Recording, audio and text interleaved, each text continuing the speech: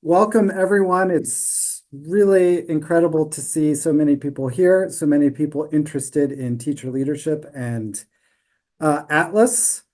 My job is to introduce Atlas, and I'm going to do that by sharing my screen and showing some slides. We're running a little early here, so that gives me extra time to talk, right? Just want to say hello and welcome again to the first of what we hope will be many annual Atlas conferences. I am so excited to see everyone here that could join us today, and we will be doing it again at what is tomorrow for us. Maybe it's today for some folks, for some interesting and what I think are important and valuable insights that will come from the sessions. We also hope to see you again throughout the year for our programming, and then again next year for the first full conference, which we'll talk about later. So for the next 20 minutes, my job is to introduce you to the Association for Teacher Leadership and Scholarship, or ATLAS, this brand new professional organization. So I will be answering several questions, and then we'll have some time for questions from everyone else. The questions I will address in this talk are listed here on the slides. Who am I? Why teacher leadership? Why Atlas? How did we get here? What's next? And how can you get involved? Which is probably the most important of all the questions. Before we get into all that, however, I want to point out that at the bottom of most of my slides, you can see the web address and email address for the association. I encourage you either during or after this talk to explore our website, and if you have any lingering questions, please send us an email. I want to take a few minutes to introduce myself. My name is Peter Wiens. For those of you without a German background, Wiens rhymes with beans. I am the current Atlas president, and my term runs until October of 2026. In addition to my role with Atlas, I am also an associate professor of teacher education at the University of Nevada, Las Vegas, here in the United States. I listed my personal email on this slide, but I'm also the one who answers the Atlas email address, and I would love to hear from you at either of those addresses. My background is as a middle and high school social studies teacher. I have a master's degree in educational administration, and my PhD is in curriculum and instruction. I started my academic career with a focus on researching the evaluation of teacher preparation programs. However, a few years into my position here at UNLV, a colleague left our university and someone needed to take over coordinating our teacher leadership master's programs. With some background in leadership studies, I took this on and it totally changed my scholarly career. I transitioned my full attention to scholarship and teacher leadership, but I also found it to be quite a lonely thing to study. I was, at the time, struggling to find my place in academia, even though I was several years into being on the professorial track. But before we get into that, it's important to first take a look at why we even care about teacher leadership as a concept. What difference does it make?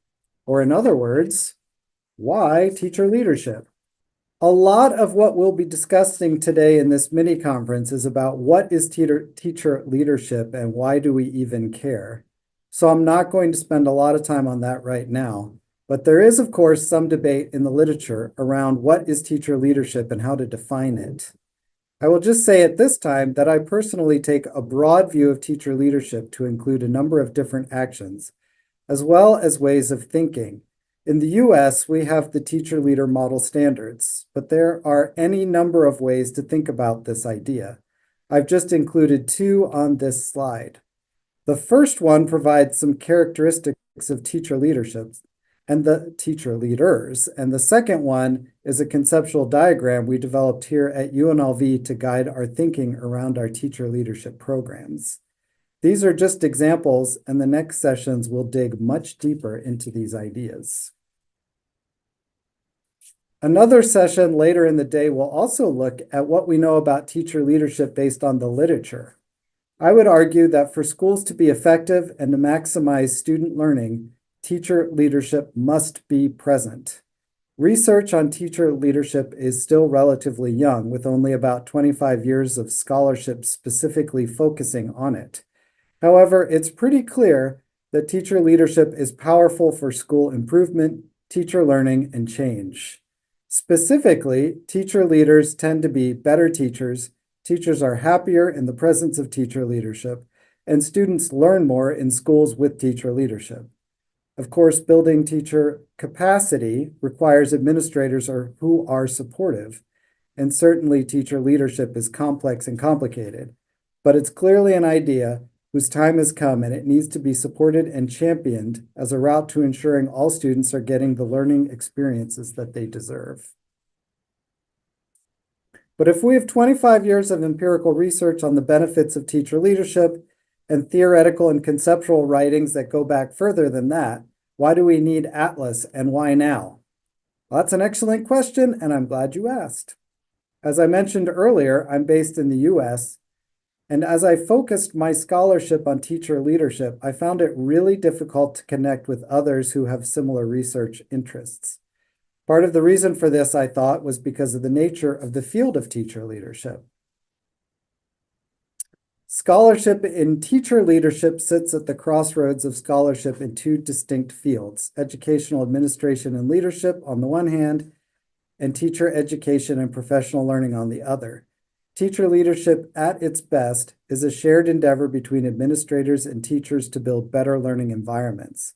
Scholarship in teacher leadership is also at its best an opportunity for those of us in these two scholarly areas to work together to expand our understanding of how to build teacher capacity and increase student learning. However, what I found is that folks interested in teacher learning and development were members of one set of professional organizations, and folks interested in administration and leadership were members of a different set of professional organizations. Only at the big general research associations did the two groups overlap. There have been efforts to bring teacher leadership scholars and practitioners together in different ways over the past 10 years or so. This includes some one-off conferences that focused on teacher leadership. In the US, for example, the state of Illinois has a very active teacher leadership consortium. And for a few years before the pandemic, there was a large gathering of TL scholars at the American Educational Research Association. However, changes within that organization have sidelined TL scholarship. At a past AERA conference, another TL scholar remarked in frustration that she was tired of going to sessions where there was one presentation related to teacher leadership and then a bunch of presentations that she didn't care about, which brought up the question, as TL scholars, was this the best we could hope for?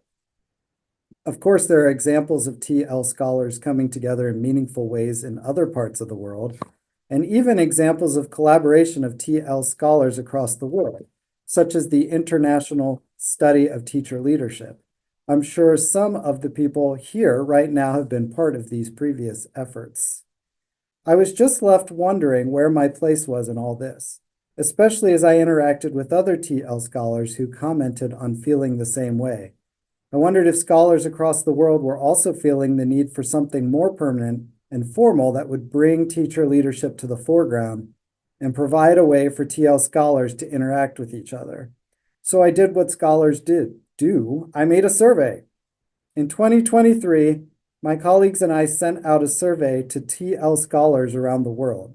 I combed through the Scopus database for anyone that had ever published something in that index with the keywords teacher leadership. I created a list of emails and sent them all this survey to see how others felt. We received 114 responses, and if you were one of the people that responded to that survey, let me say thank you for doing that. Among other questions, we asked scholars if they thought the field of teacher leadership would benefit from having a professional conference dedicated to the empirical and theoretical study of TL. 89% of participants agreed with this statement. Meanwhile, we also asked if the field would benefit from a gathering of individuals who lead TL training programs. Again, the response was very positive, with 87% agreeing. Based on this one survey, there seemed to be a strong agreement that the field of teacher leadership would benefit from some sort of professional conference. We also wanted to know if TL scholars felt the need for a professional organization. So of course we asked. We asked participants to respond to the statement, "I am very interested in joining a professional organization dedicated to the study and development of teacher leadership."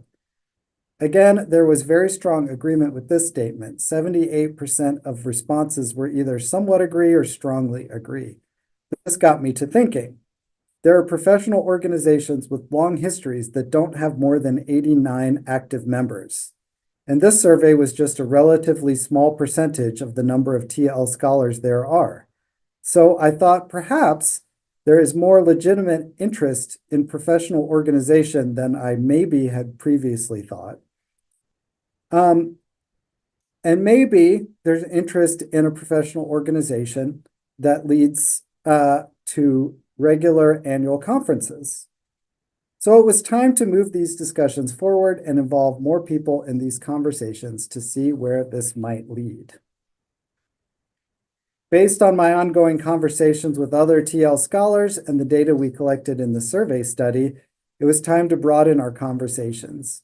We needed to see who was interested in continued conversations. As you will shortly see, after years of talking about organizing around teacher leadership, Atlas actually came about rather quickly.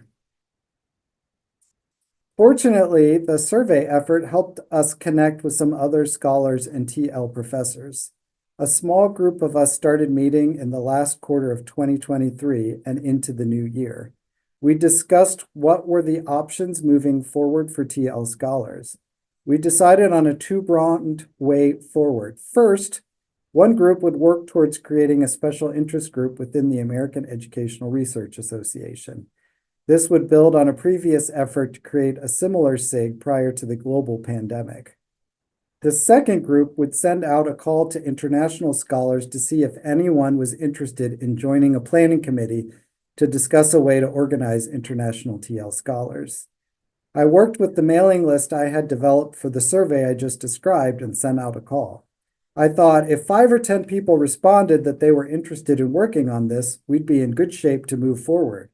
I was overwhelmed when a total of 78 people responded to my call for volunteers.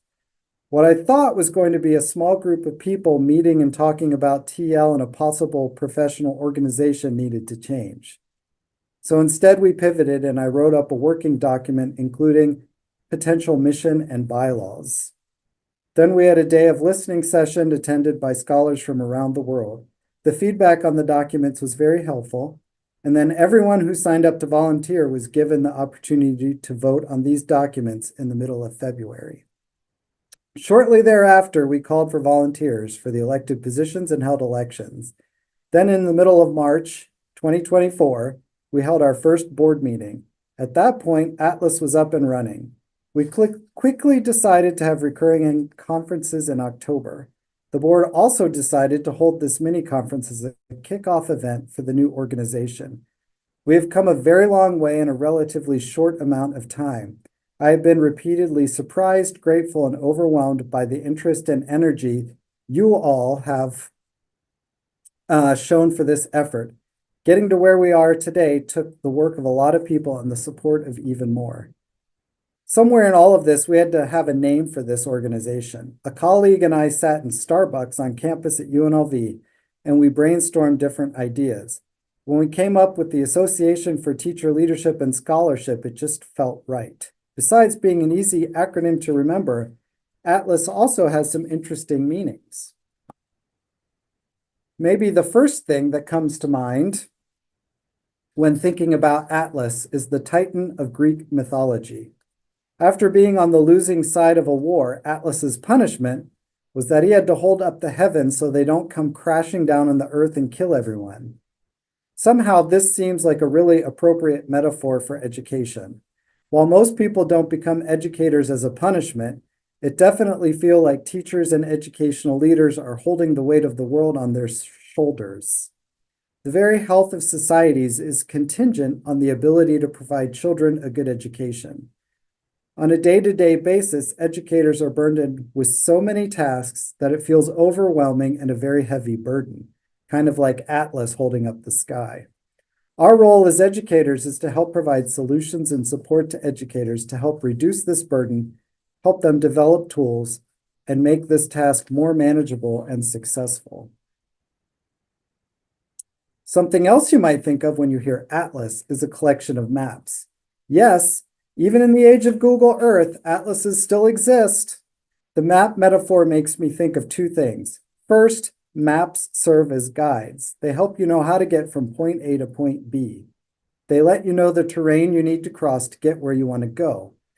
I believe scholarship and teacher leadership is this map towards school improvement and improved outcomes for students. If you want to know how to improve instructional practices, the scholarship in teacher leadership can provide a guide. If you want to design and implement school change efforts, again, the TL literature is there to guide you. The second metaphor I think of related to maps is that an atlas can contain maps from all over the world. A single map is really helpful, but a book of maps provides even more information. Yes, the individual map is important. We know that specific context matters in education and educational research, but being able to take a broad view over multiple places is also really important. Teacher leadership as a field of scholarship is truly international. We have so much to learn from each other by having a place to share across national and regional boundaries. If you look at the Atlas bylaws, which can be found on the website, the international nature of this field is codified. We recognize that this internationalism will shape a lot of what we do. Our meetings and conferences will need to have virtual components. It also means that when we have board meetings, those of us in Las Vegas are up at 5 o'clock in the morning, while our colleagues in Australia are up at midnight. It's also part of the fun. While there have been some excellent examples of cross-national partnerships around teacher leadership, such as the book pictured here, a major goal of Atlas is to be a platform where these connections can be made and where scholars can communicate with each other about their work. And so we have a new professional organization dedicated to the study and promotion of teacher leadership. It's no accident that the word scholarship is in the name. One consistent comment made in our listening groups was the need for a place where scholarship is prioritized. While there are professional development-focused organizations geared towards educators doing great work to promote teacher leadership, no organization is pursuing scholarship in TL on an international level. Atlas is here to fill that role. Based on the response through our planning process and the amount of people that registered to attend this mini conference, there seems to be a need for it. I anticipate Atlas growing and thriving over the coming years and becoming a place of vibrant scholarly debate and an organization that pursues the promotion of teacher leadership through policy and advocacy. As Atlas grows and takes shape, what can you expect? Atlas is committed to serving its mission. There are 7 things I see as crucial at this point to Atlas's mission, and they are, first, advocating for teacher leadership broadly defined, advancing scholarship in TL, bringing scholars together around shared interests, stewardship of Atlas resources, and specifically keeping costs down for members. Professional development opportunities for members, such as our quarterly newsletters and regularly scheduled webinars, and responding to the needs of our members. Already, we'd like to make you aware of next year's conference. It will take place October 17th to 19th, 2025, both online and in Las Vegas. Be on the lookout for the call for proposals. We will also be putting out a call for volunteers to be on a planning committee for the 2025 conference. Atlas as an organization will only be as successful and impactful as you make it. So I hope you will consider getting involved. Please check out the website. You can find bylaws, all the board members and our bios, and information about meetings and PD events. On the website, you can also become a member. In future years, we anticipate the membership fees will be part of the conference registration fee. But for this first year, we are asking you to join. As I mentioned, the board is committed to making membership and participation in Atlas available to as many people as possible. So the board has approved tiered membership pricing based on the country where you work. If you have any questions about that or need an invoice, please send an email to the Atlas email account. Please plan to attend the conference next year, either as a presenter or just come to learn and interact with other scholars. And be on the lookout for volunteer opportunities and ways to connect. This includes calls for volunteers for Atlas initiatives throughout the year, calls for research collaborations, such as special issues or book proposals or those sorts of other research projects that Atlas members might be embarking on. Please read the quarterly newsletter and attend our webinars. Put these emails in your safe list so that they don't get bounced back. Those are the 3 primary emails where you might be receiving emails about Atlas events. And if you have any good ideas for Atlas, please let us know. Again, we want to be responsive to our members. And in closing, I want to thank you for being here today. It is amazing the response that we have received for this mini conference, and we're just getting started. I look forward to the journey together to build Atlas and see education improve throughout the world.